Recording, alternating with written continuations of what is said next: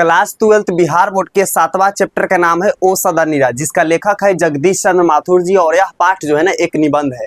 तो आज है क्रैश कोर्स का 7वां दिन और आज जो है ना ओ सदा नीरा चैप्टर को हम लोग पूरी तरीके से समाप्त करेंगे। चाहे लेखक परिचय हो, जिससे बहुत सारे आपके एग्जाम में ऑब्जेक्टिव पूछे जाते हैं, चाहे आपका प्रश्न उत्तर हो, लघु उत्तरीय, दीर्घ उत्तरीय, 2 मार्क्स में 5 मार्क्स में पूछने वाले, या फिर सारांश हो जिससे सभी क्वेश्चन पूछे जाते हैं। तो ये टोटल चीज एक वीडियो में समाप्त करेंगे। अगर इस वीडियो को आप देख लेते हैं अंतिम तक तो आपको इसके अलावा कोई भी वीडियो देखने की जरूरत नहीं होगी। और हाँ, यह वीडियो जो है ना क्रैश कोर्स है, मतलब ऐसा नहीं कि हाँ इसमें आपको सिर्फ लेखक परिचय बता दिया आधा घंटा, ऐसा नहीं है। मतलब आपको आधा घंटा के अंदर जो है ना टोटल चीज समाप्त हो जाएगा, चाहे प्रश्न उत्तर हो, चाहे लेखक परिचय हो, चाहे सारांश हो, सब कुछ समाप्त हो जाएगा। ठीक है, तो चलिए हम बढ़ते हैं एक एक करके एक एक क्वेश्चन की तरफ और एक एक प्रश्न उत्तर हर एक चीज जानेंगे और बढ़ेंगे। तो ये हमारे जगदीश चंद्र माथुर जी है जो कि इस पाठ को लेखक है, लिखे हुए हैं ओ सदा नीरा चैप्टर को। इसमें क्या पढ़ने को मिलेगा ये टोटल चीज आपको सारांश में पता चलेगा। लेखक परिचय जानना क्यों जरूरी है, क्योंकि यहाँ से ऑब्जेक्टिव आपके एग्जाम में बहुत सारे पूछे जाते हैं। ठीक है, इसलिए जो है ना लेखक परिचय को जानना जरूरी है। तो यहाँ पर ओ सदा नीरा पाठ का लेखक जो है ना जगदीश चंद्र माथुर जी हो जाएंगे। इनका जन्म जो है ना 16 जुलाई 1917 ईस्वी में हुआ था और निधन कब हुआ था, 14 मई 1978 ईस्वी में। तो इस चीज को आप याद रखिएगा, कब जन्म हुआ है और कब निधन हुआ है। ठीक है, बाकी यहाँ पर जन्म स्थान की बात किया जाए तो शाहजहांपुर उत्तर प्रदेश हो जाएंगे। शिक्षा की बात किया जाए तो MA अंग्रेजी से इलाहाबाद विश्वविद्यालय से किए हैं और 1941 में जो है ना ISC यानी ICA परीक्षा उत्तीर्ण किए हैं। प्रशिक्षण के लिए इन्होंने जो है ना अमेरिका भी गए थे। मतलब जैसे हम लोग अपने आगे की पढ़ाई के लिए कैसे गाँव से शहर जाते हैं, इन्होंने जो है ना प्रशिक्षण के लिए अमेरिका गए हुए थे, जैसे गांधी जी गए हुए थे। ठीक है, उसके बाद जो है ना शिक्षा के बाद इन्होंने क्या हुआ, सचिव बन गए थे।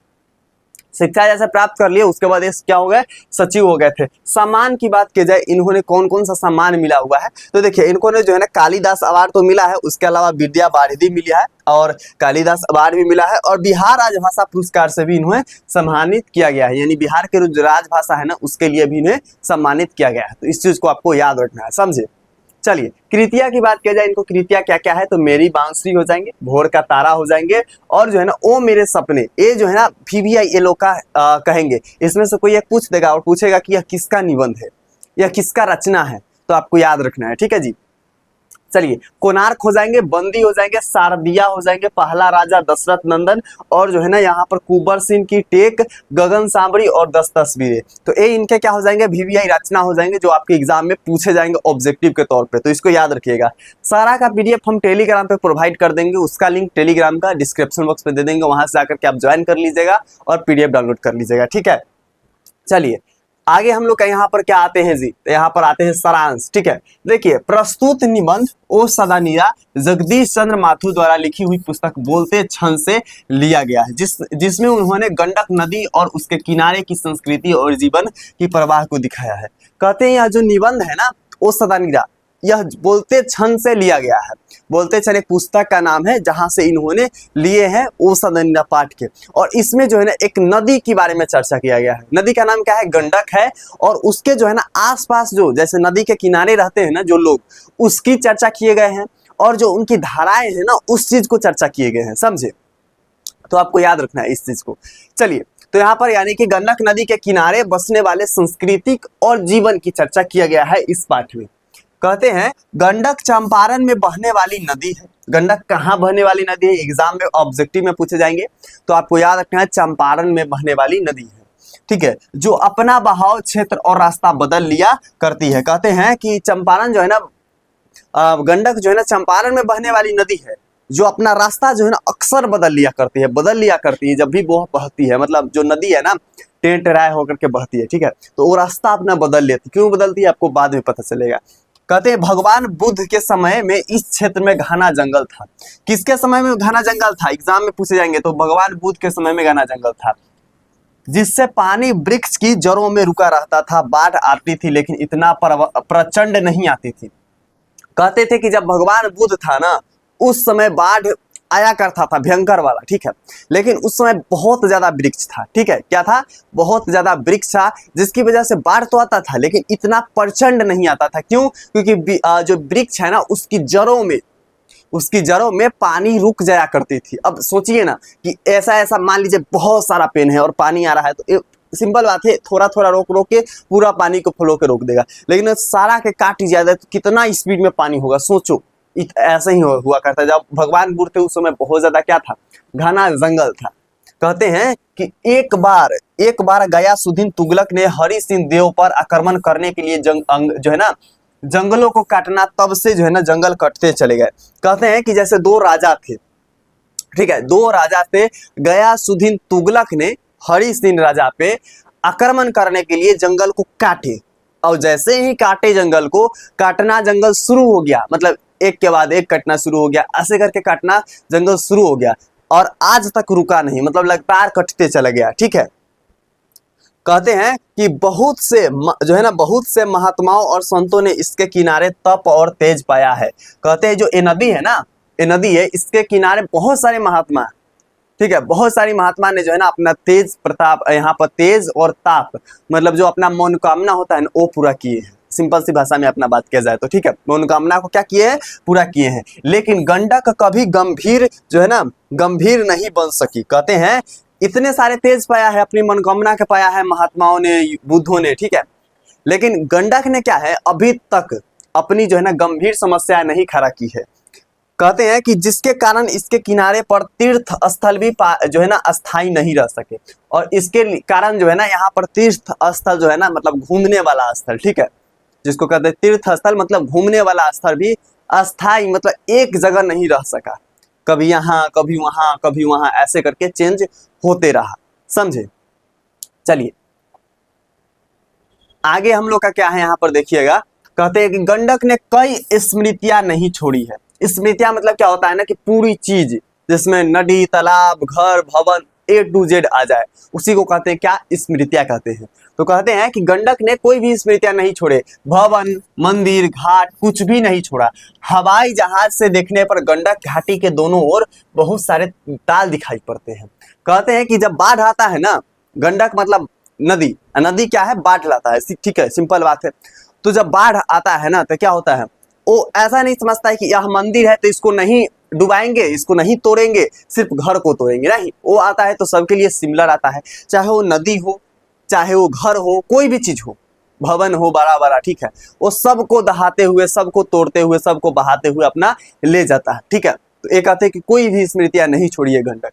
कहते हैं कि जब हवाई जहाज से देखा जाता है ना, मतलब जब बाढ़ आता है और ऊपर हवाई जहाज से देखा जाता है ना, तो क्या देखने को मिलता है, तो यहाँ पर दोनों तरफ ताल दिखाई पड़ते हैं, मतलब छोटा छोटा ताल दिखाई पड़ते हैं। ठीक है, जिसमें से एक प्रमुख ताल है, यानी कि जिनमें से एक सरायामन ताल है। अब सरायामन ताल की चर्चा क्यों की गई है, आगे आपको पता चलेगा क्यों चर्चा की गई है। ठीक है, कहते हैं जिसके चारों ओर काफी बड़ा जंगल है। जो सरायामन ताल है ना, उसके चारों ओर क्या है, बहुत ज्यादा भारी जंगल है, यानी घना जंगल है। ठीक है, इसीलिए सरायामन ताल की चर्चा की गई है, क्योंकि सब ताल पे उतना जंगल नहीं है, सब ताल पे उतना ज्यादा घना जंगल नहीं है। ठीक है, छोटा छोटा जंगल है। कहते हैं कि और इसके बीच में द्वीप भी है। इसके बीच में क्या है, द्वीप। द्वीप मतलब क्या होता है ना कि सरायामन ताल है और द्वीप मतलब छोटा जगह। ठीक है, छोटा जगह आपने पढ़ा होगा 8 या 7th क्लास में। ठीक है, द्वीप मतलब छोटा सा जगह। कहते हैं कि गंडक नदी का जल सदियों से चंचल रहा है। चंचल मतलब क्या होता है, अगर देखिए कोई भी तालाब है, तालाब का नदी क्या होता है, शांत होता है। क्यों शांत होता है, क्योंकि मान लीजिए एक छोटा सा तालाब है, तो इसमें जो पानी होगा ना एकदम शांत होगा, एक लेवल में होगा, धीरे धीरे धूप से सूखते चल जाएगा। लेकिन जो नदी होता है ना, उसका जो है ना बहाव होता है, ऊपर नीचे, कभी तेज धारा कभी स्लो धारा, ऐसे होते रहता है। तो इसलिए नदी के जो धार होता है ना, उसको चंचल धार कहा जाता है। ठीक है, तो कहते हैं कि नदी जो है ना, सरायामन क्या है, सॉरी, गंडक नदी का जल सदियों से चंचल रहा है।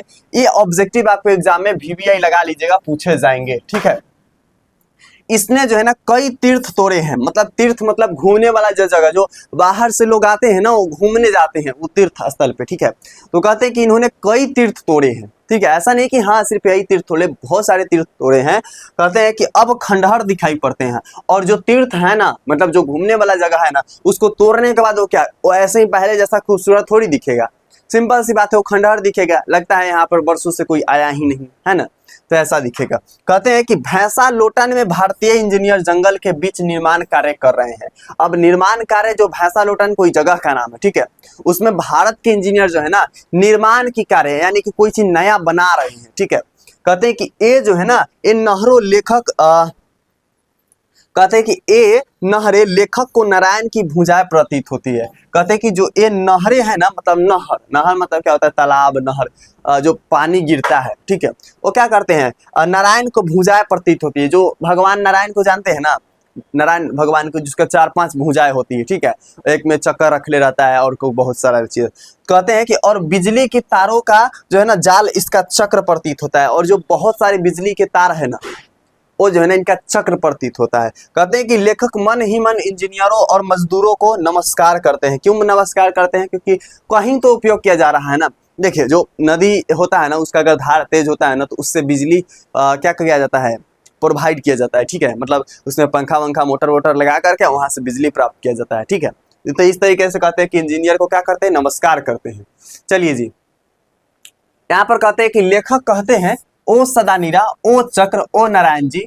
मतलब ये जो है ना शब्द का उपयोग कौन करते हैं, लेखक कहते हैं कि ओ महागंडक, युगों से दिनहीन जनता तुम्हें इन नामों से संबोधित करती रही है। कहते हैं कि बहुत दिन से, ठीक है, बहुत दिन से जो है ना ये जनता क्या कर रही, इन नामों से संबोधित आपको कर रही है। कहते हैं लेकिन तेरी चंचल धारा ने आराधना के कसूमों को ठुकरा दिया है। और कहते हैं कि तेरी इतना जो चंचल धारा है ना, इतना रफ्तार का धारा है ना, वो क्या किए है, जो ये आराधनाएं करते हैं ना उसको कुसुमो, जो आराधना मतलब आपसे अपेक्षा करते हैं ना उसको तुम ठुकरा दियो, रिजेक्ट कर दियो, ठीक है। कहते हैं लेकिन अब जिस मंदिरों का निर्माण हो रहा है ना उसकी नींव बहुत गहरी है जिसे तू ठुकरा नहीं पाओगी। नींव मतलब क्या होता है ना कि कोई भी चीज बनने से पहले अगर उसका जड़ मजबूत हो ना तो ऊपर का जो चीजें होती नहीं टूटती है। तो यही कहते हैं कि अब जो मंदिर बन रही है ना, जो इंजीनियर लोग मंदिर बना रहे हैं वो बहुत ज्यादा मजबूत है, उसका नींव बहुत गहरी तक है जिसे तुम तोड़ नहीं पाओगी, ठुकरा नहीं पाओगी। ये हम लोग का सारांश और लेखक परिचय जान लिए। अब चलते हैं VVI प्रश्न उत्तर की तरफ जिससे आपके एग्जाम में पूछे जाते हैं, ठीक है। तो VVI प्रश्न उत्तर बढ़ने से पहले आपको मैं बता दूं कि अगर पहली बार आए हैं तो आप क्या कर लीजिए, सब्सक्राइब कर लीजिए, ठीक है, क्योंकि आपको जो है इसी तरीके से टोटल जितने भी चैप्टर हिंदी का है ना उसका सारांश, लेखक परिचय, वन शॉट बताया जाएगा। और इंग्लिश ही नहीं, सॉरी हिंदी ही नहीं, आपको इंग्लिश यानी 200 मार्क्स यहाँ से हिंदी और इंग्लिश के कंप्लीट कर सकते हैं। एक एक प्रश्न आपको निचोड़ करके बता दिया जाएगा, ऐसा कोई भी क्वेश्चन नहीं रहेगा जो आपको नहीं आएगा, सब क्वेश्चन आप बना दीजिएगा, सब VVI क्वेश्चन आपके सामने रख दीजिएगा। इसलिए सब्सक्राइब कर लो। अगर आपको टाइम मिले तो आप जरूर आकर के इस क्रैश कोर्स को A to Z वीडियो देखें। बाकी इस 6 चैप्टर का वीडियो का लिंक आपको इसी जो है ना डिस्क्रिप्शन बॉक्स में, इसी वीडियो का डिस्क्रिप्शन बॉक्स में मिल जाएगा, तो आप वहां से जाकर के देख सकते हैं वो चैप्टर, ठीक है। चलिए प्रश्न उत्तर की तरफ बढ़ते हैं हम लोग। कहते हैं यहाँ पर कि चंपारण क्षेत्र में बाढ़ की प्रचंडता के बढ़ने का क्या कारण है। मतलब जो चंपारण में बाढ़ आता है ना उसका क्या कारण है, क्यों उतना स्पीड बाढ़ आता है और बाढ़ क्यों आता है, इस चीज को जानिए। तो कहते हैं कि चंपारण क्षेत्र में बाढ़ का प्रमुख कारण जंगलों का कटना है। मतलब उसका मुख्य कारण क्या है, जंगलों का कटना है, लेकिन इसके अलावा भी बहुत सारे कारण हैं, ठीक है। कहते हैं कि जंगल के वृक्ष की जल राशि को अपनी जड़ों में थमा रहते हैं, नदियों का उन्मूलन नौ यौवान बनने से रोकता है, उत्तल वृक्ष की नदी की धाराओं की गति को भी संतुलित करने का काम करते हैं। कहते हैं कि जब बाढ़ आता है ना तो अगर बहुत सारे वृक्ष रहे, घना जंगल रहे, तो क्या करता है ना उसकी जो जड़ होता है ना, वृक्ष की जड़, वो तेज धाराएं जो होती है ना, मतलब पानी का जो तेज धाराएं, बाढ़ जो आती है ना उसको जो है ना वृक्ष का जड़ रोक देता है, ठीक है, उसका वृक्ष के जड़ जो है ना रोक देता है। लेकिन अगर वही वृक्ष को काट ली जाए तो स्पीड धारा होगी, सिंपल सी बात है, ठीक है। तो कहते हैं कि यदि जल राशि नदी की सीमाओं से ज्यादा हो जाती है, मान लीजिए कि यह नदी है, ठीक है, यह क्या है जी, यह नदी है, ठीक है, यहाँ पर नदी है और इसमें जो है ना क्या है, इसमें पानी मान लीजिएगा, यहाँ पर क्या है, पानी मान लीजिए, ठीक है, यहाँ पर मान लीजिए यह पानी है, ठीक है। अब मान लीजिए कि यह नदी है, यह नदी से पानी बह रहा है, ठीक है, क्या हो रहा है, पानी बह रहा है, तो आपको जो है ना क्या करना है, ठीक है। अगर मान लीजिए कि ये पानी है, ठीक है, इसको आप पानी मान लीजिए, तो ये पानी है। जैसे ही ये नदी जो है ना, ये नदी से ऊपर पानी होगा तभी ना बाढ़ आएगा, तभी ना इधर उधर पानी बहना शुरू हो जाएगा, है ना। अगर इससे ऊपर पानी आएगा तब ना बहना शुरू होगा। तो यही कहते हैं कि अगर जो है ना नदी का पानी जो है ना क्या होता है, उसके तल से ऊपर हो जाता है, ठीक है। अगर नदी का पानी जो है ना उसके तल से क्या हो जाता है, ऊपर हो जाता है, तब बाढ़ ज्यादा हो जाती है, यानी सीमाओं से ज्यादा आती तब बाढ़ आ जाती है। आगे कहते हैं, लेकिन जब बीच में उनकी शक्तियों को ललकारने वाले एक गगनचुंबी वन न हो, तब जो है ना क्या होते जो है ना क्या होती, नदियां प्रचंड कालिक रूप का धारण ले लेती है। कहते हैं कि जब इतना तेज बाढ़ आती है, इतना तेज पानी आती है, और इसी को प्रचंडता को न रोकने के लिए वृक्ष अगर हो ही नहीं, ठीक है, तो क्या हो जाती है, तो एकदम बाढ़ आ जाती है, एकदम प्रचंड वाले बाढ़ आ जाती है, कुछ के एकदम बस लेकर के चल जाएगी, तो ऐसा वाला, ठीक है। कहते हैं कि वृक्ष जो है ना, वृक्ष जो है ना उस प्रचंडिका को रोकने वाले, ठीक है, है। आज चंपारण में वृक्ष को जो है ना काट कर कृष्ण युक्त समस्त भूमि बना दी गई है। कहते हैं कि पहले तो चंपारण में बहुत ज्यादा क्या था, बहुत ज्यादा वृक्ष था, लेकिन आज जो है ना वृक्ष को काट करके कृषि वाला, मतलब जो जिसमें खेती किया जाता है वैसा जमीन बना दिया गया है सारा को, ठीक है। कहते हैं कि अब जो है ना उन्मुक्त नौयौमान को रोकने वाले कोई न रहा, मतलब अब जो है ना उस जो है ना प्रचंड बाढ़ को रोकने वाला अब कोई नहीं रहा, अब आएगा तो भाई सबको लेके चला जाएगा। कहते हैं कि इसलिए जो है ना अपनी ताकत का एहसास जो है ना कराती है, लगता है मानव के कर्मों पर जो है ना भट्ठास करने के लिए, क्या है, अट्ठास करने के लिए जो है ना उसे दंड देने के लिए नदी में भयानक बाढ़ आता है। कहते हैं कि मानव को जो है ना एहसास दिलाने के लिए जो है ना ये बाढ़ आती है कि तुम अभी ज्यादा डेवलप नहीं किए हो, हमसे बड़ा कोई नहीं है, प्राकृतिक से बड़ा कोई नहीं है, इस चीज को एक्सेप्ट कराने के लिए वो बाढ़ आती है। चलिए दूसरा प्रश्न उत्तर की तरफ चलते हैं। यहाँ पर दूसरा हम लोग का प्रश्न उत्तर है, कहते हैं कि इतिहास की कीमियाई प्रक्रिया को क्या आशय है, ठीक है। तो कहते हैं कीमियाई प्रक्रिया पारे का सोने में बदलने की एक प्रक्रिया है। पारे मतलब कोई ऐसा ऑब्जेक्ट है, ठीक है, सब्जेक्ट है, सॉरी, जिसको जो है ना क्या है बदलने की प्रक्रिया को क्या कहते हैं, कीमियाई कहते हैं, ठीक है। आगे कहते हैं यहाँ पर कि जिसमें पारे को कुछ विलेपनों के साथ उच्च तापक्रम पर गर्म किया जाता है। लेखक ने पाठ के संदर्भ में कीमियाई प्रक्रिया का आशय देते हुए कहा है कि जिस प्रकार पारा दूसरे प्रकार का पदार्थ है और उसे जो है ना कुछ पदार्थ के संगम से विलुप्त हाँ बिल्कुल भिन्न पदार्थ का उद्भवन हो जाता है, उसी तरीके से जो है ना क्या करते हैं, सुदूर दक्षिण की संस्कृति और जो है ना रक्त इस प्रदेश की निधि बनकर एक जो है ना अन्य संस्कृति का निर्माण कर पाए। कहते हैं कि जैसे पारा जो है ना एक ऐसा सब्जेक्ट है, मतलब जिसको दूसरा सब्जेक्ट नहीं बता सकते, ठीक है, और उसको जो है ना कुछ प्रक्रिया के बाद उसको सोने बना दिया जाता है। तो यह जो है ना काफी डिफिकल्ट प्रक्रिया है, और मतलब कुछों से कुछ बन जाए। अब सीधा सिंपल सी बात है, इसको आसान भाषा में हम समझाए ना, मान लीजिए कि आपके हाथ में मिट्टी रख दिया जाए और मिट्टी को क्या किया जाए, सोना बना दिया जाए, या मिट्टी आपके रख दिया जाए हाथ में, ठीक है, और मिट्टी का क्या कर दिया जाए, सोना बना दिया। अब मिट्टी को कौन सा प्रक्रिया लगाकर सोना बनाया ये आपको नहीं बताया जाए, ठीक है, तो आप क्या कीजिएगा, मिट्टी से सोना कैसे बन गया, यही बात है। जो पारा है ना उसको गर्म करने के बाद उसको कुछ प्रक्रिया करने के बाद सोना बना दिया जाता है, तो काफी है ना कि हाँ वह मतलब अचंभा वाला चीज है ना। उसी तरीके से जो क्या कहते हैं यहाँ पर कि जो दक्षिण की संस्कृति है ना वो क्या कहते हैं, ऐसा है ना कि लगता है कि कहाँ की संस्कृति है, ठीक है। चलिए अगला हम लोग का यहाँ पर प्रश्न उत्तर है, यहाँ पर देखिएगा, कहते हैं कि धांगर शब्द का क्या आशय है, मतलब जो धांगर शब्द है ना उसका क्या अर्थ है, उसका क्या आशय है, इस चीज को समझिएगा। तो धांगर शब्द का अर्थ जो है ना अराव भाषा में है भारे का मजदूर, ठीक है। धांगर एक आदिवासी जाति है जिसे 18वीं शताब्दी के अंत में नील की खेती के लिए सिलसिले में दक्षिण बिहार के छोटा नागपुर पठार के चंपारण के इलाके में लाया गया था।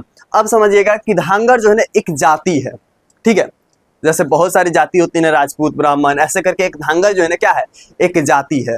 और उस जाति के बल्क मतलब बहुत सारे मजदूर अगर एक जगह जाने लगे ना तो उसको क्या बोलते हैं, धांगर। धांगर शब्द का यूज करने लगा भारे का मजदूर। जैसे एक बिहारी जो है ना अगर मुंबई दिल्ली जाता है तो लेबर में खटता है ना, तो उसको क्या कहता है, बिहारी, बिहारी है सारा, ठीक है। उसको ये नहीं कहता है कि लेबर है मजदूर है, उसको कहता है बिहारी। और बिहारी के मतलब उधर क्या एक्सेप्ट किया जाता है माइंड सेट में, बिहारी का मतलब क्या किया जाता है, लेबर मजदूर माइंड में आता है ना। जैसे बिहारी बोलेगा तो लेबर मजदूर आ जाएगा ख्याल। तो इसी तरीके से दो धांगर अगर बोलता था ना धांगर, तो उसके माइंड में आ जाता था भारे का मजदूर जो भाड़ा पर आता है, ठीक है, ऐसा करके उसके दिमाग में आ जाता है। तो उसको जो है ना कहाँ से लाया था, जो 18वीं शताब्दी था ना उसमें खेती के लिए जो अंग्रेज सब नील की खेती कराते थे ना, उसके लिए छोटा नागपुर से बिहार के चंपारण में लाए हुए थे। कहते हैं कि धांगर जाति आदिवासी जातियों का अरवा और मुडा लोहार इत्यादि जो है ना के वंशज है। कहते हैं जो धांगर जाति है ना वो क्या है, ये जो है ना आदिवासी जाति के अरावा मुंडा लोहार इत्यादि का वंशज है, मतलब पूर्वज है, मतलब बहुत दिन का हो जाए उसी को कहते हैं पूर्वज। लेकिन ये अपने आप को आदिवासी नहीं मानते हैं और कहते ये अपने आप को क्या नहीं मानते, आदिवासी नहीं मानते हैं। धांगर मिश्रित अरावा भाषा में बात करते हैं और दूसरे के साथ भोजपुरिया मेधासी भाषा में करते हैं। ठीक है, धांगर का सामाजिक जीवन जो है ना बेहद उल्लासपूर्ण है। स्त्री पुरुष ढलती शाम के मंद प्रकाश में अत्यंत मनोहरी सामूहिक नृत्य करते हैं। कहते हैं कि जब शाम ढल जाता है ना तो ये लोग आपस में स्त्री और पुरुष मिल करके डांस करते हैं। ठीक है, डांस करते हैं, नाच करते हैं ऐसे करके। तो ये हम लोग का रहा तीसरा धांगर शब्द का उपयोग। इसमें थोड़ा एक्स्ट्रा पॉइंट डाला गया है ताकि एग्जाम में पॉइंट आपको एग्जाम में मार्क्स कटे ना। ठीक है, चलिए अगला यहाँ पर हम लोग का प्रश्न है कि थारू की कला का परिचय पाठ के आधार पर दें। देखिए थारू भी एक जाति है। ठीक है, ऐसा नहीं कि हाँ थारू कुछ भी हो जाए, थारू एक जाति है और उसका जो है ना क्या क्या कला है ना उसका परिचय पूछ रहे हैं। तो कहते हैं कि थारुओं का कला मूलतः दैनिक जीवन का एक अंग है। मतलब जैसे हम लोग का खाना एक अंग है ना दैनिक जीवन के, अगर जीना है तो खाना जरूरी है ना, अगर जीना है तो घूमना जरूरी है ना, इधर उधर टहलना जरूरी है ना। उसी तरीके से जो है ना थारू है ना उसका जो कला है ना, कला मतलब वो जो भी करते हैं उसका संस्कृति है, कला है, उसका एक अंग है, जीवन का एक अंग हो जाएगा। ठीक है, जिस पात्र में धान रखा जाता है वह सिंक का बनाया जाता है। कहते हैं कि वो लोग जो है ना धान जिस पात्र में रखा जाता है ना उसको सिंक का बनाया जाता है। ठीक है, कहते हैं कि यहाँ पर कहते हैं कि हाँ उसमें कई तरह की रंगों तथा डिजाइन का प्रयोग किया जाता है। देखिए जैसे एक सिंक, हम आपको इजी वे में इस क्वेश्चन का समझाते हैं, वैसे बहुत सारा लंबा है, एग्जाम में आप लिखिएगा, इसका पीडीएफ हम प्रोवाइड कर देंगे। कहते हैं कि जैसे धांगर का एक जो है ना, सॉरी यहाँ पर जो क्या है थारू है ना उसका एक कल्चर है। कल्चर क्या है मतलब संस्कृति क्या है कि जैसे अगर वो लोग जो है ना एक बेन होता है ना, बेनी जिसको बीन बीन कर बनाया जाता है। ठीक है, तो वो लोग जो है ना एक झोपड़ी में, झोपड़ी के प्रकाश के लिए जो है ना क्या करते हैं, दीपक जलाए जाते हैं, उनकी आकृति और कलापुन। शिकारी और किसान काम के लिए जो है ना मुंज, यानी हाँ आप याद रखिएगा मुंज से बनाए जाते हैं, मुंज से टोकरी बनाए जाते हैं। मुंज, मुंज मतलब टोकरी।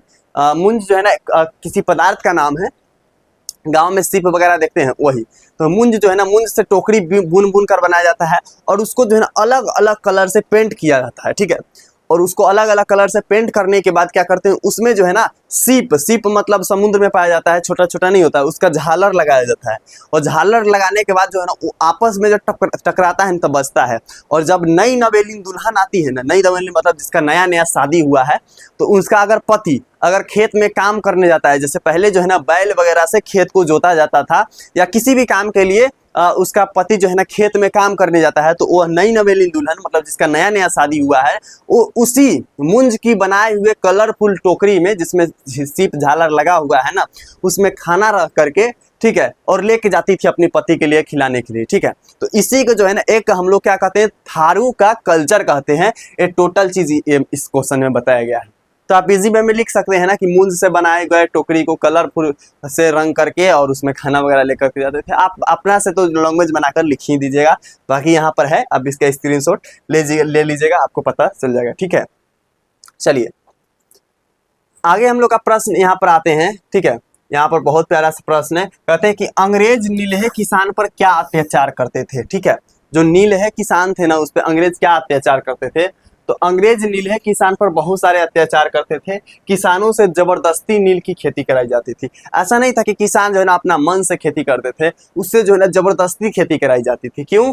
क्योंकि जो है ना उन्हें कुल भूमि के एक निश्चित भाग पर जो है ना नील की खेती करने के लिए बाध्य किया जाता था। मान लीजिए कि आपके 20 कट्ठा खेत है ना, उसमें से 5 कट्ठा खेत पे जो है ना आपको नील की खेती करना ही करना है। आप नहीं कैसे कीजिएगा, आपको करना है, जबरदस्ती करना है। ठीक है, तो कहते थे कि उनको जो है ना कुल जितना भी भूमि था ना उसका एक निश्चित भाग पर क्या करता था, नील की खेती करना पड़ता था, बाध्य किया जाता था। बाद में इससे मुक्त करने के लिए मोटी रकमें ली जाती थी। और अगर आपको नील की खेती नहीं करते हैं तो उसको जो है ना मोटी रकम मतलब बहुत ज्यादा पैसा लिया जाता था, जो कि किसान के पास नहीं होता था। ठीक है, इन गोरे ठेकेदार मतलब उसको अंग्रेज थोड़ी बोल सकते, ठेकेदार ही बोलेंगे जो भाड़े के काम करवाते हैं। ठेकेदार ने बहुत जो है ना कम अदाई में हजारों एकड़ जमीन ले ली थी। मतलब इन्होंने बहुत कम पैसा में जो है ना बहुत सारा जमीन ले लिया था। और इसके अतिरिक्त किसानों की कई तरह के कर मतलब क्या होता है, लगान तथा नजराने भी देने पड़ते थे। और इसके बदले जो है ना बहुत सारे कर नजराने देने पड़ते थे किसानों के। प्रश्न 6 है, आपको इसी तरीके से अत्याचार वगैरह करते थे, आप देख लीजिए। प्रश्न 6 है कि गंगा पर पुल बनाने में अंग्रेजों ने क्या दिलचस्पी दिखाई। यानी कि गंगा पर जब पुल बन रहा था ना तो क्यों अंग्रेजों ने कहा कि हाँ हाँ बनना चाहिए, दिलचस्पी दिखाई। ठीक है, तो कहते हैं कि गंगा पर पुल बनने में अंग्रेजों ने इसलिए दिलचस्पी नहीं ली ताकि दक्षिण बिहार के बागी विचारों का जो है ना विचारों का असर चंपारण में देर से पहुंचते।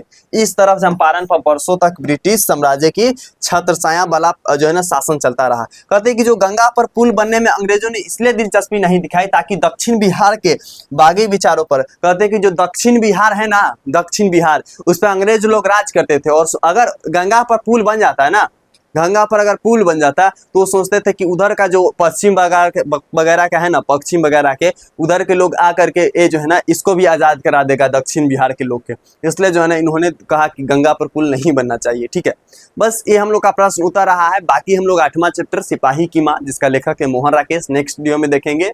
तब तक इस वीडियो के आपके जितने भी दोस्त हैं शेयर कर दीजिए सबके। और अगर इससे पहले वाला वीडियो नहीं देखे हैं 6 चैप्टर का, तो उसका वीडियो का लिंक डिस्क्रिप्शन बॉक्स में इसी वीडियो का है और कमेंट में पिन किया गया है सबसे टॉप में, तो आप वहां से आकर के देख सकते हैं। वीडियो को आप लाइक कर लीजिए और हाँ पहली बार हैं तो सब्सक्राइब कर लीजिए। मिलते हैं अगला वीडियो में, तब तक के लिए love you and bye bye champion.